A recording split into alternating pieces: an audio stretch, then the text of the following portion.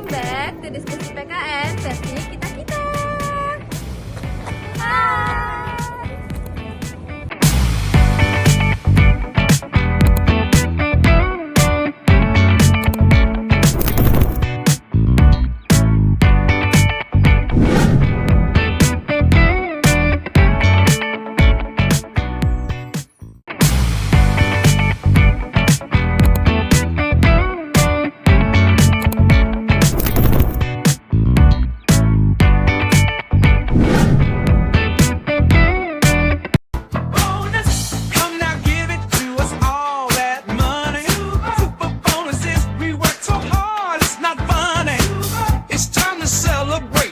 Let's have a ball. Hai guys, hari ini kita bakal bahas sesuatu yang kelihatannya tuh ribet banget, tapi sebenarnya itu deket banget sama kita. Ya benar, status kewarganegaraan. Kita bakal bahas bareng-bareng nih di video kali ini. Jadi nggak perlu lama-lama, yuk kita langsung aja ke videonya. Nah teman-teman, sekarang kita bersama si Diva nih. Jadi Diva, boleh nggak sih kamu jelasin apa sih pengertian dari status kewarganegaraan itu sama kita-kita? Nah, status kewarganegaraan itu adalah status resmi yang menunjukkan seseorang merupakan warga dari suatu negara yang menentukan hak dan kewajiban orang tersebut.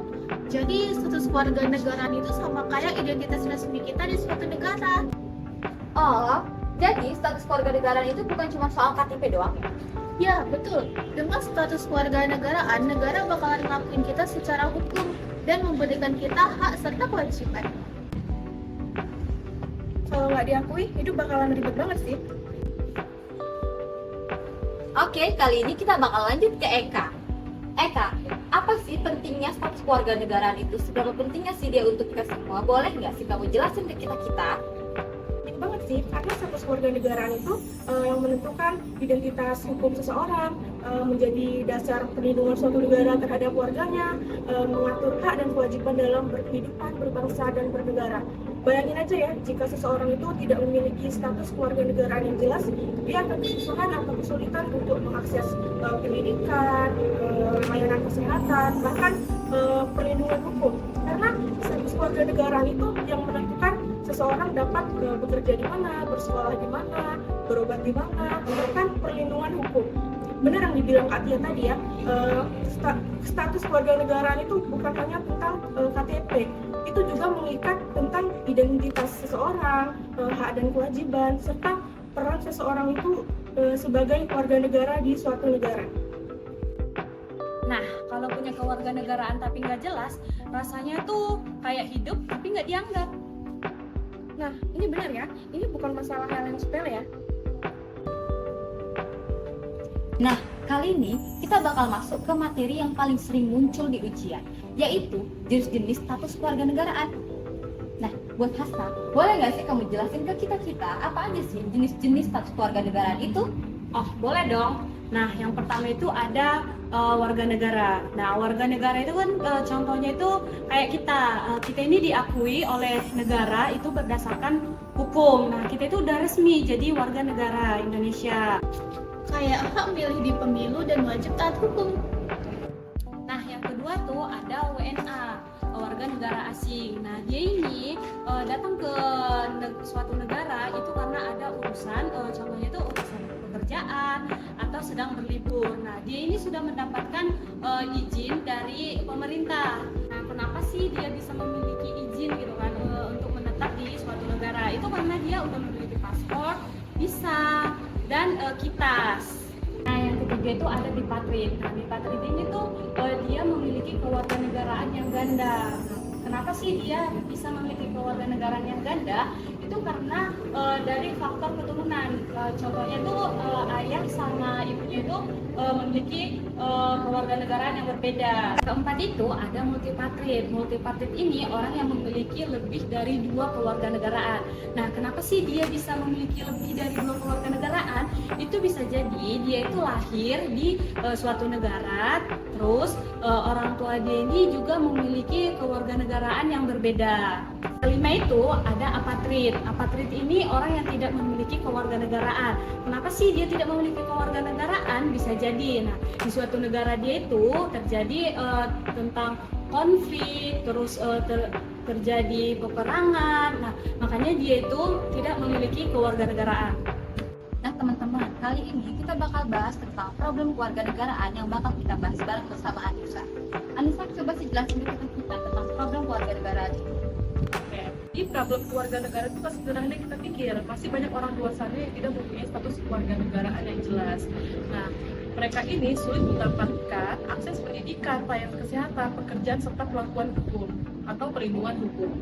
Nah, masalah lainnya adalah konflik kewarganegaraan yang sering menimbulkan dilema hukum dan identitas, serta diskriminasi terhadap warga negara, baik dalam akses pendidikan, pelayanan kesehatan, atau perlakuan hukum. Yang dimana seharusnya warga negara itu harus mendapatkan hak yang sama, serta persoalan administrasi seperti dokumen kependudukan yang tidak lengkap. Nah, yang terakhir ada migrasi dan pengungsi akibat perang atau bencana yang juga menimbulkan perlakuan hukum yang tidak jelas. Nah, jadi problem kewarganegaraan itu bukan cuma soal hukum saja, tapi juga soal kemanusiaan.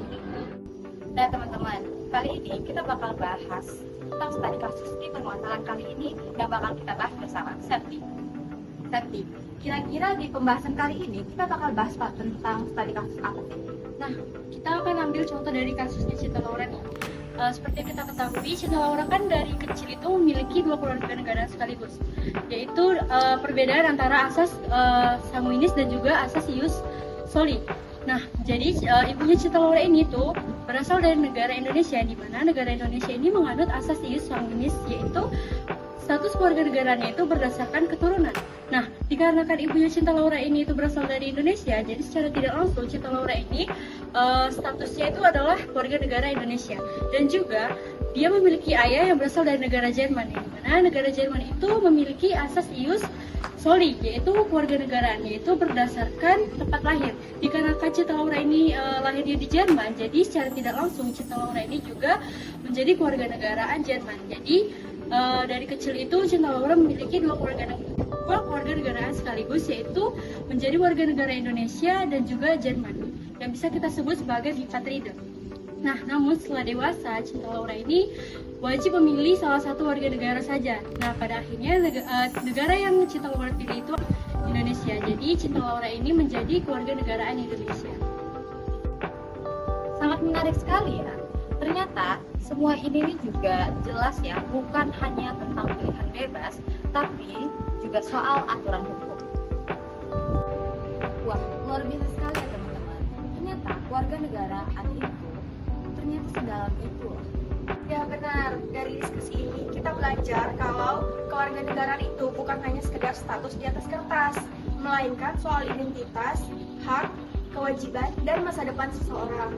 Dan sebagai generasi muda, kita harus lebih peduli dan sadar terhadap pentingnya kewarganegaraan. Nah teman-teman, semoga dengan ada video ini bukan cuma tentang tugas saja, tetapi juga tentang kesadaran kita terhadap pentingnya kewarganegaraan.